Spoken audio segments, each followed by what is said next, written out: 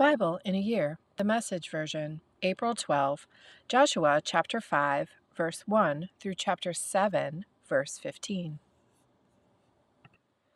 When all the Amorite kings west of the Jordan and the Canaanite kings along the seacoast heard how God had stopped the Jordan River before the people of Israel until they had crossed over, their hearts sank. The courage drained out of them just thinking about the people of Israel. At that time, God said to Joshua, "Make stone knives and circumcise the people of Israel a second time." So Joshua made stone knives and circumcised the people of Israel at Foreskins Hill. This is why Joshua conducted the circumcision. All the males who had left Egypt, the soldiers, had died in the wilderness on the journey out of Egypt. All the people who had come out of Egypt, of course, had been circumcised, but all those born in the wilderness along the way since leaving Egypt had not been. The fact is that the people of Israel had walked through the wilderness for 40 years until the entire nation died out, all the men of military age who had come out of Egypt, but had disobeyed the call of God. God vowed that these would never lay eyes on the land God had solemnly promised their ancestors to give us, a land flowing with milk and honey. But their children had replaced them. These are the ones Joshua circumcised. They had never been circumcised. No one had circumcised them along the way. When they had completed the circumcising of the whole nation, they stayed where they were in camp until they were healed. God said to Joshua, "Today I have rolled away the reproach of Egypt." That's why the place is called Gilgal. It's still called that. The people of Israel continued to camp at Gilgal. They celebrated the Passover on the evening of the 14th day of the month on the plains of Jericho. Right away, the day after the Passover, they started eating the produce of that country, unraised bread, roasted grain, and then no more manna. The manna stopped. As soon as they started eating food grown on the land, there was no more manna for the people of Israel. That year they ate from the crops of Canaan. And then this, while Joshua was there near Jericho, he looked up and saw right in front of him a man standing, holding his drawn sword. Joshua stepped up to him and said, "Whose side are you on, ours or our enemies?" He said, "Neither. I'm a commander of God's army. I've just arrived." Joshua fell face to the ground and worshipped. He asked, "What orders does my master have for his servant?" God's army commander ordered Joshua, "Take your sandals off your feet. This place you are standing is holy." Joshua did it.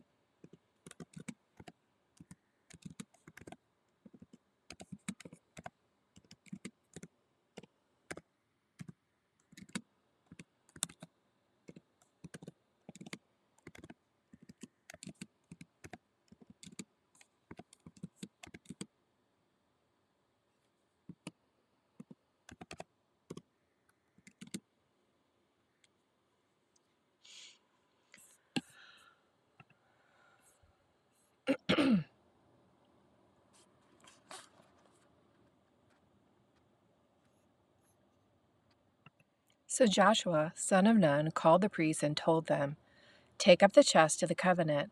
7 priests are to carry 7 ram's horn trumpets, leading God's chest." Then he told the people, "Set out, march around the city, have the armed guard march before the chest of God." And it happened. Joshua spoke, the people moved. 7 priests with their 7 ram's horn trumpets set out before God. They blew the trumpets, leading God's chest of the covenant. The armed guard marched ahead of the trumpet-blowing priests. The rear guard was marching after the chest, marching and blowing their trumpets. Joshua had given orders to the people. Don't shout.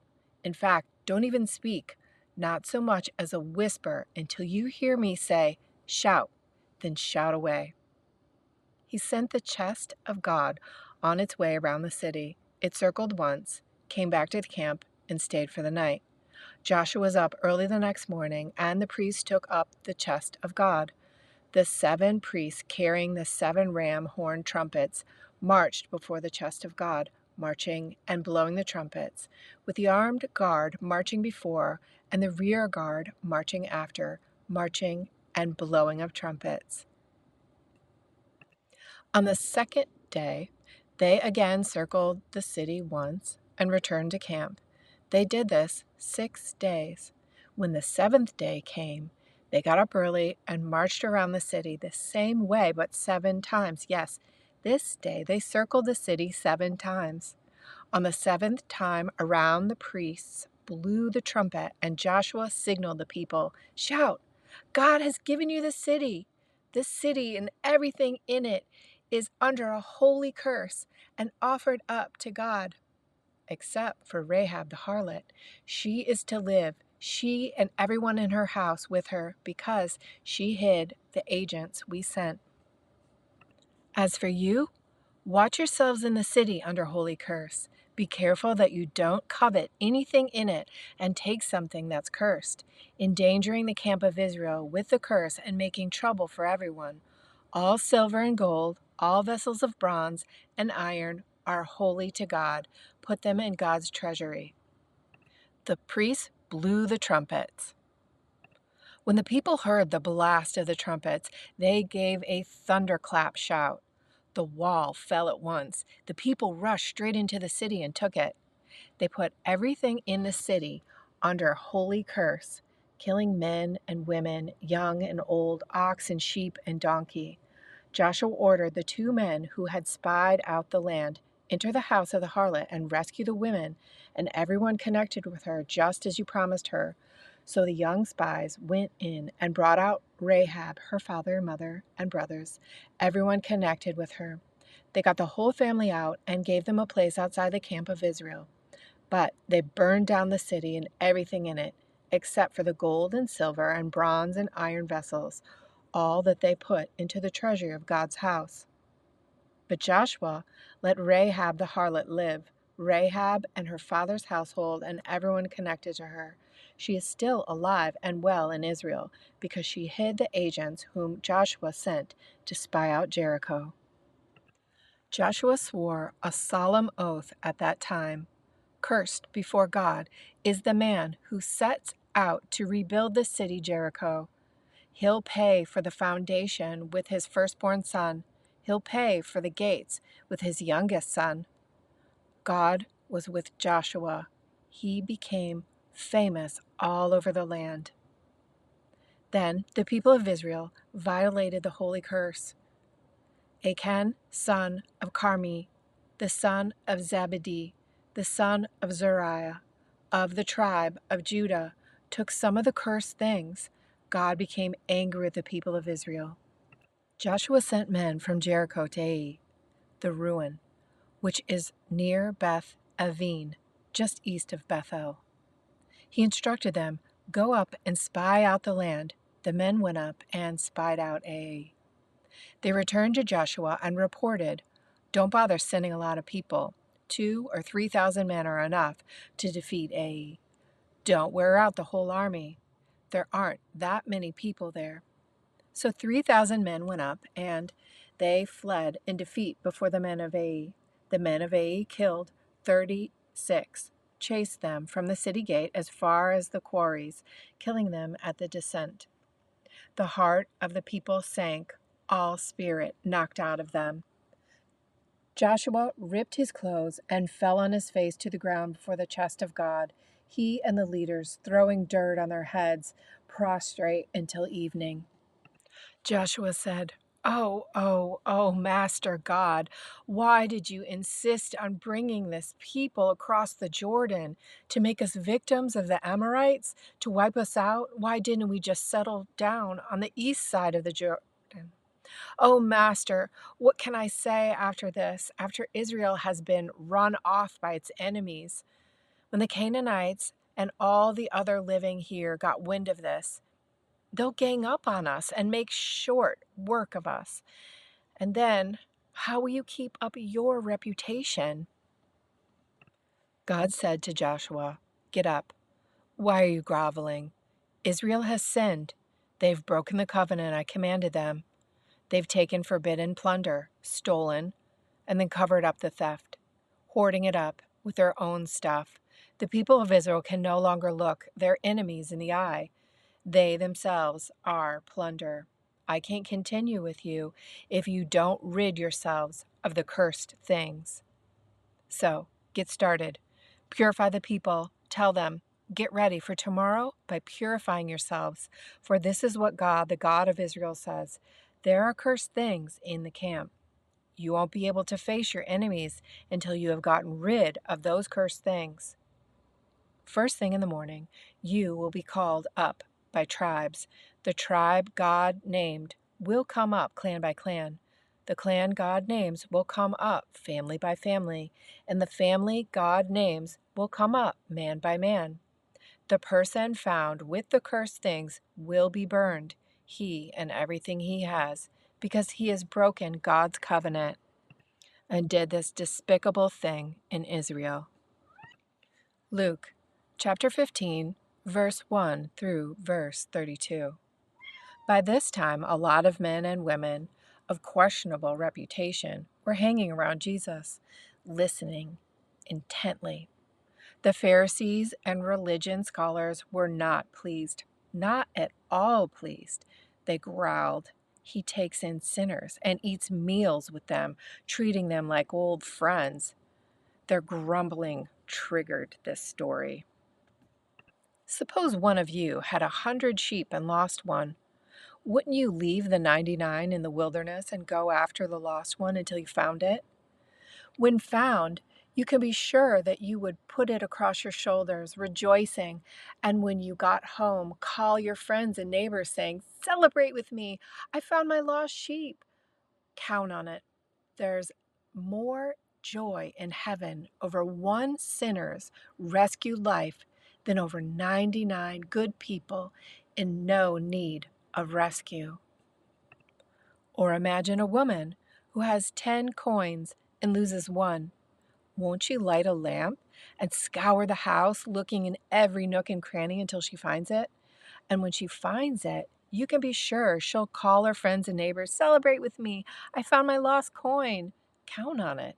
That's the kind of party God's angels throw every time one lost soul turns to God. Then he said, "There was once a man who had 2 sons. The younger said to his father, 'Father, I want right now what's coming to me.' So the father divided the property between them. It wasn't long before the younger son packed his bags and left for a distant country. There, undisciplined, he wasted everything he had. After he had gone through all his money, there was a bad famine all through the country, and he began to feel it. He signed on with a citizen there who assigned him his fields to slop the pigs. He was so hungry he would have eaten the corn cobs in the pig slop, but no one would give him any. That brought him to his senses. He said, "All these farm hands working for my father sit down to 3 square meals, and here I am starving to death. I'm going back to my father. I'll say to him, 'Father, I've sinned against God, and I've sinned before you. I don't deserve to be called your son. Take me on as a hired hand. I've got right up.' And I went home to the father." When he was still a long way off, his father saw him, his heart pounding. He ran out and embraced him and kissed him. The son started his speech, "Father, I've sinned against you. I've sinned against God. I don't deserve to be called your son ever again." But the father wasn't listening. He was calling to his servants, "Quick! Bring a clean set of clothes and dress him. Put the family ring on his finger and sandals on his feet. Then get a prized winning heifer and roast it. We're going to feast and have a wonderful time. My son is here, given up for dead and now alive, given up for lost and now found." And they began to have a wonderful time. All this time, the older son was out in the field. When the day's work was done, he came in. As he approached the house, he heard the music and dancing. Calling over one of the houseboys, he asked what was going on. He told him, "Your brother came home. Your father has ordered a feast, barbecue beef, because he is home, safe and sound." The older brother stomped off in an angry sulk and refused to join in. His father came out and tried to talk to him, but he wouldn't listen. The son said, "Look how many years I've stayed here, serving you, never giving you one moment of grief. But have you ever thrown a party for me and my friends? Then this son of yours, who has thrown away your money on whores and shows and who knows what else, shows up, and you go all out with a feast?" His father said, "Son, you don't understand. You're with me all the time, and everything that is mine is yours. But this is a wonderful time, and we had to celebrate. This brother of yours was dead, and now he's alive. He was lost, and he's found." Psalm chapter 81, verse 1 through verse 16. An Asaph psalm. A song to our strong God, a shout to the God of Jacob. Anthems from the choir, music from the band, sweet sounds from lute and harp, trumpets and trombones and horns. It's festival day, a feast to God, a day decreed by God, solemnly ordered by the God of Jacob. He commanded Joseph to keep this day so we would never forget what he did in Egypt. I hear this most gentle whisper from the one I never guessed would speak to me. I took the world off your shoulders, freed you from a life of hard labor. You called to me in your pain. I got you out of a bad place. I answered you from where the thunder hides. I proved you at Meribah fountain. Listen, dear ones, get this straight. O Israel, don't take this lightly. Don't take up with strange gods. Don't worship the popular gods. I'm God, your God, the very God who rescued you from doom in Egypt, then fed you all you could eat, filled your hungry stomachs. But my people didn't listen. Israel paid no attention. So I let go of the reins and told them, "Run, do it your own way." Oh, dear people, will you listen to me now? Israel, will you follow my map? I'll make short work of your enemies. Give your foes the back of my hand. I'll send the God-haters cringing like dogs, never to be heard from again. You'll feast on my fresh-baked bread, spread with butter and rock-pure honey. Proverbs chapter 13, verse 1. Intelligent children listen to their parents. Foolish children do their own thing. This was a daily reading from the Message version of the Bible, read to you by Bible in a Year.